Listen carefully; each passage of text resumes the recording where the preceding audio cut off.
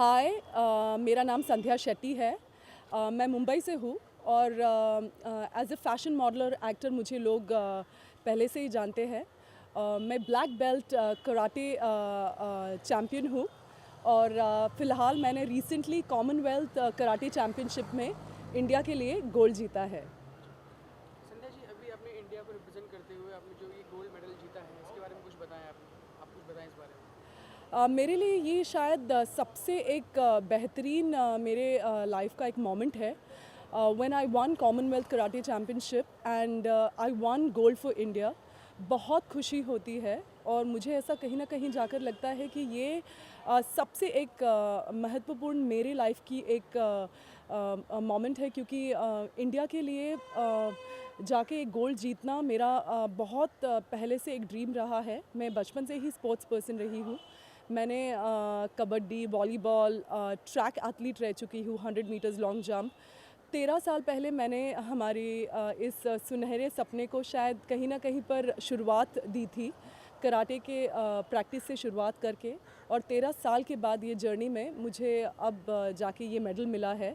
बहुत सारे नेशनल और स्टेट मेडल तो मैंने जीता ही है, बट अब जब ये मैं गोल्ड के लिए इंडिया के लिए गोल्ड जीतती हूँ तो मुझे लगता है कि मेरी खुशी का कोई ठिकाना नहीं है। जी, जब आप ये स्पोर्ट्स के लिए, जब आप कराटे के लिए आप प्रिपरेशन कर रही थी, तो आपने पहले दिमाग में कहीं सेट कर रखा था कि मैं गोल्ड मेडल, मुझे मेडलिस्ट बनना ही है और मुझे इतना अचीव करना ही है कम से कम? देखिए, जब भी मैं कोई भी फ़ाइट के लिए जाती हूँ, एक बात तो मैं हमेशा दिमाग में रख के जाती हूँ कि अगर कोई भी कंपटीशन हो, टारगेट हमेशा जीत की होती है।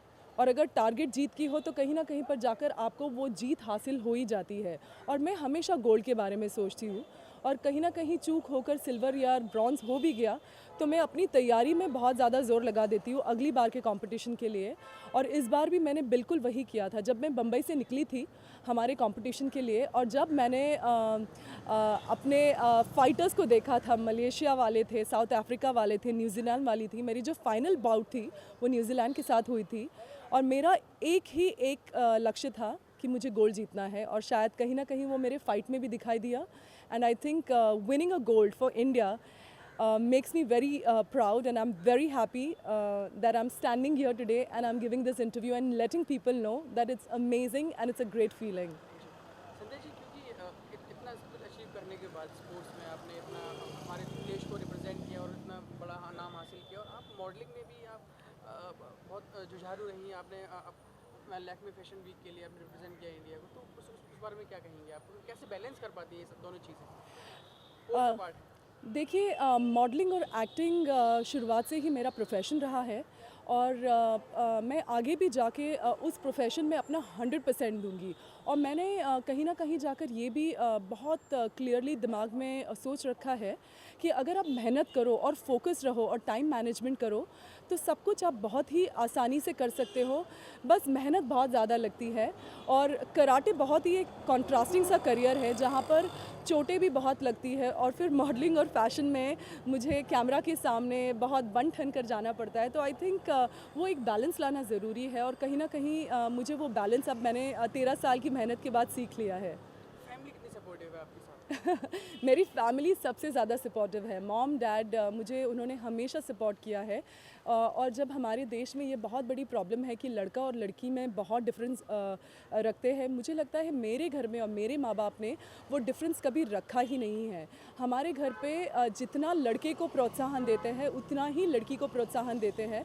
और मैं बहुत ही एक जीती जागती एग्जाम्पल हूँ कि उन्होंने मुझे बिल्कुल एक अच्छे परवरिश दी है। एजुकेशन में भी मैं इंग्लिश लिटरेचर ग्रेजुएट हूँ, और मैंने पढ़ाई में भी कमी नहीं की है। स्पोर्ट्स भी कर रही हूँ, फैशन वर्ल्ड और एक्टिंग वर्ल्ड में भी मैंने अपना नाम कमा लिया है। तो आई थिंक आप मेहनत करो, फैमिली का सपोर्ट हो, प्यार हो, और आप कुछ भी हासिल कर सकते हो। संध्या जी, हमें हमारे सूत्रों से मालूम पड़ा है कि आपने कोई फिल्म भी की है, उस बारे में कुछ बताएं। जी हाँ, जैसे मैं हमेशा से कहती हूँ कि लाइफ में एक एक टारगेट आप सेट करते जाओ, मेहनत करते जाओ, तो वो आपको टारगेट ज़रूर कहीं ना कहीं जाके अचीव करने को मिलता है।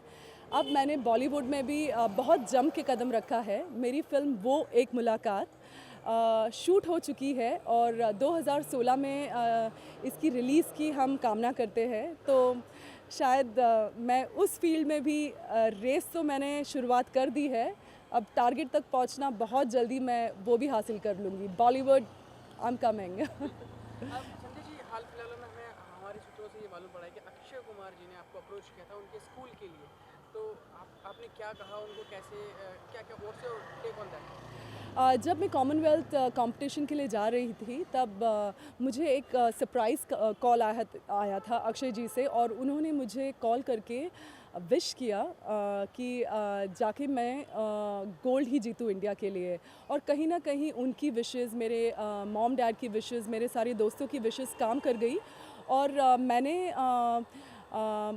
इंडिया के लिए गोल्ड जीता। और जब मैं वापस आई, अक्षय जी ने वापस मुझे फ़ोन किया और उन्होंने मुझे विश किया, और उन्होंने मुझे ये बात भी कही कि उनकी जो एकेडमी है वहाँ पर मैं आकर सेल्फ़ डिफेंस और कहीं ना कहीं औरतों को अपने एक सेमिनार के द्वारा प्रोत्साहन करूँ, अपना एग्जाम्पल देके उन्हें ये प्रोत्साहन दूँ कि औरतों को बहुत स्ट्रॉन्ग होना चाहिए, औरतों को अपने प्रति बहुत ज़्यादा सतर्क रहकर एक अवेयरनेस क्रिएट होना चाहिए कि आगे जाके हमारे देश की औरतें बहुत शक्तिशाली हो और कहीं ना कहीं पढ़ाई और खूबसूरती के साथ वो अपना ध्यान रखे। संजय जी, ये नो फियर का जो आपने जो एक महासंग्राम छेड़ दिया, एक क्रांति छेड़ दी, इसके बारे में बताएं।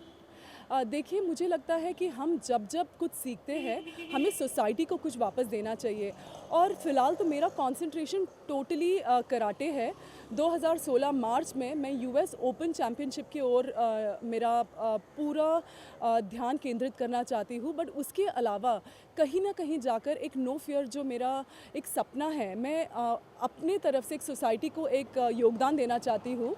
ये कैंपेन से मैं लोगों में सेल्फ़ डिफेंस की एक अवेयरनेस क्रिएट करना चाहती हूँ, और मैं वो कहीं ना कहीं 2016 में जाके मैं उसका खुलासा करूँगी। Sanjay ji, my last question would be कि आपके आगे के प्लान्स हैं, क्योंकि आप अपने कराटे में भी हमारे देश को एक एक सम्मान दिलाया है, आप एक्ट्रेस भी बनने जा रही हैं, और नो फियर का आपने एक नया इवेंट जो छेड़ा है लड़कियों को प्रोत्साहित करने के लिए। अब आपके आगे के और क्या क्या प्लान्स हैं? देखिए, मैंने आपको कहा है कि फ़ैशन और एक्टिंग जो है ये मेरा करियर है। आगे जाके भी मैं बहुत ध्यान अपने करियर पे भी रखूँगी। मैं बॉलीवुड में और बहुत सारी अच्छी फ़िल्में करना चाहती हूँ।